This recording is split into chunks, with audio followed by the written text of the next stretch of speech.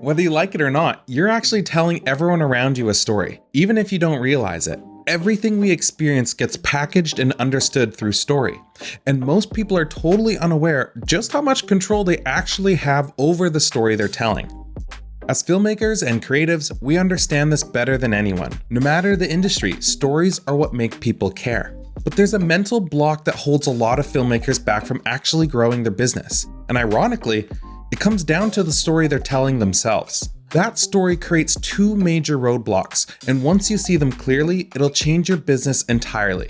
How's it going? I was just editing this video and I was kind of noticing some parts are a little bit confusing. So I'll jump in every now and then just to re-explain exactly what the point I'm trying to make is.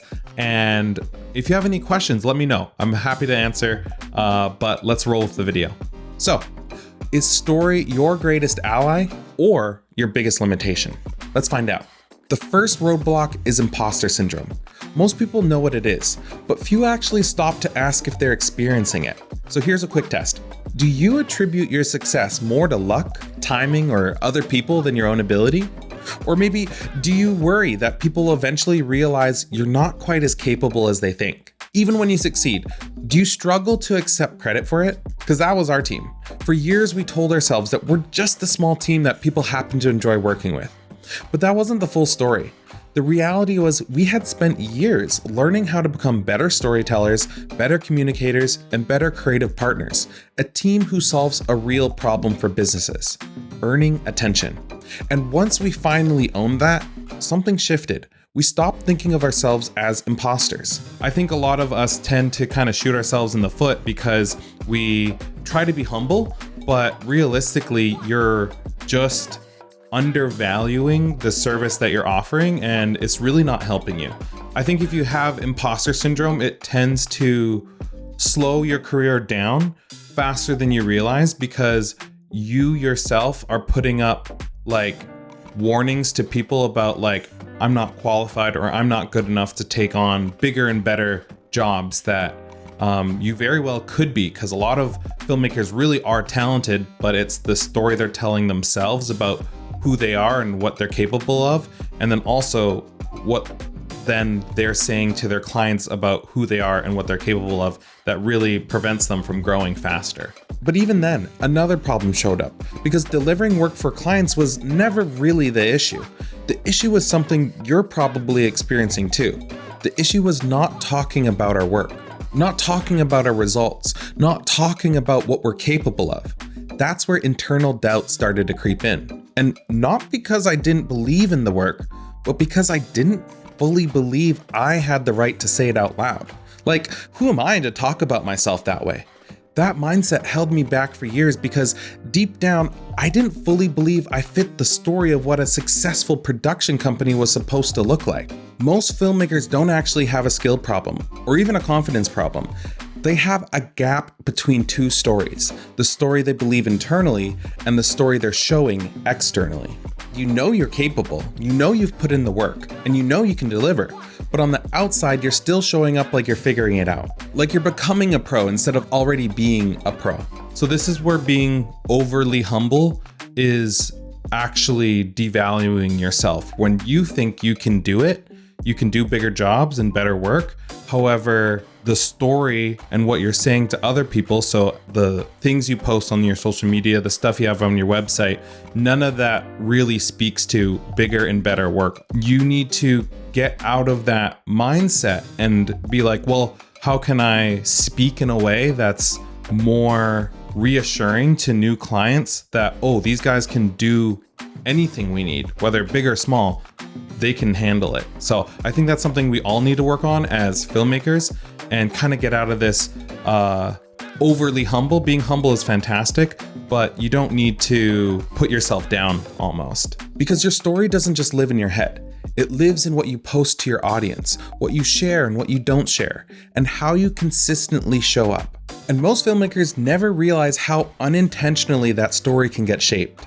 Inconsistent content, random direction changes, only posting finished projects, never really clearly defining what they do beyond filmmaker. And not because they're lazy, but because they're not thinking of themselves as a business that needs positioning yet.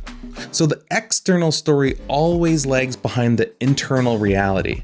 You need to look at yourself like a business, not just an artist. The phrase starving artist is around for a reason, and a lot of artists are incredibly talented, but unless you're able to market yourself, which you should have the skills for because you do it for other people, unless you're able to do that for yourself, you'll kind of stay in that starving artist place because no one's able to ever take you seriously in a business sense, because businesses, they want beautiful work, of course, and as artists, we want to give them beautiful work, but realistically, they want to make money. So unless they feel like you're the guy who can make them money through how you're able to confidently describe your skill set to them, you'll kind of just stay in that starving artist place for a lot longer than you wish you were. And people don't respond to what you are in your head.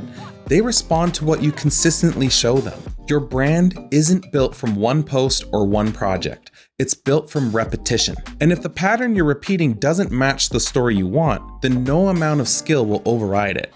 At some point, repetition wins. Which brings me to our second roadblock. The value of storytelling doesn't come from creativity. It comes from attention. In a world where attention is currency, storytelling is one of the most effective ways to earn it. But here's where it gets misunderstood. Attention by itself doesn't mean much. You can have views and still have no opportunities. You can have reach and still be unclear. Because attention without positioning just creates confusion. People know of you, but they don't know what you are to them. So are you positioning yourself as a freelancer? Are you positioning yourself as a commercial production company?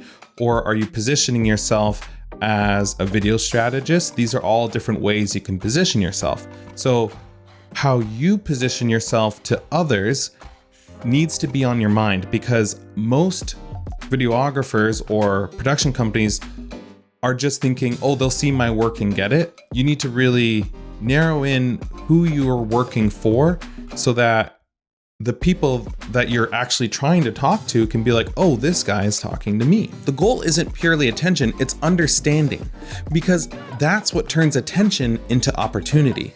And opportunity only comes when people clearly understand what you do, who you help, and why it matters.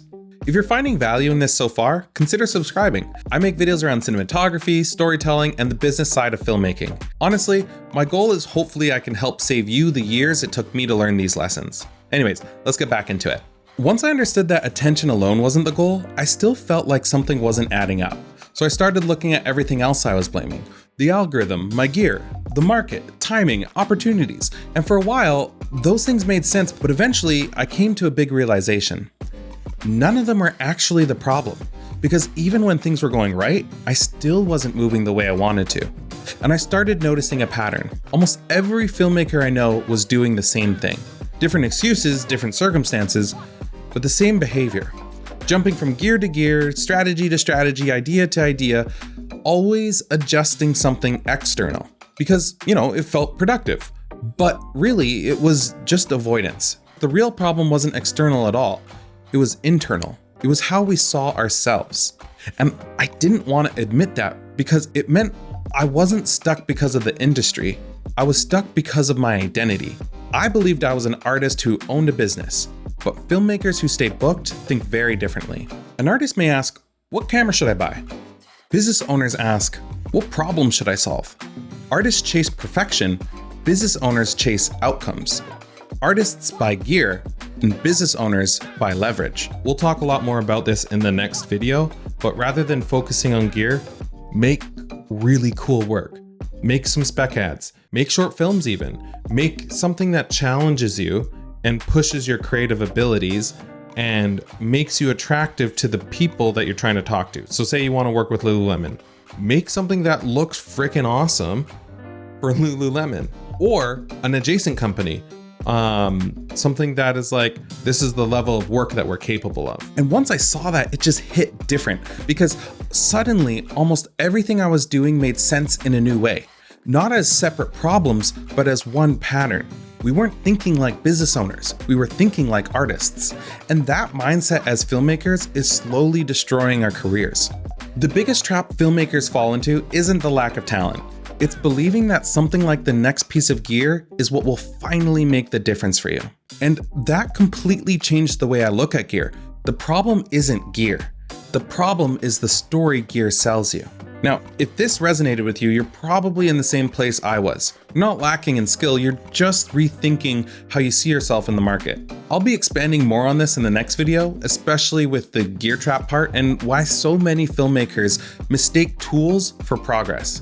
So if you want to continue that conversation, subscribe. These ideas could be the difference between you staying booked and staying broke. I know it was for us. So I'll see you in the next one.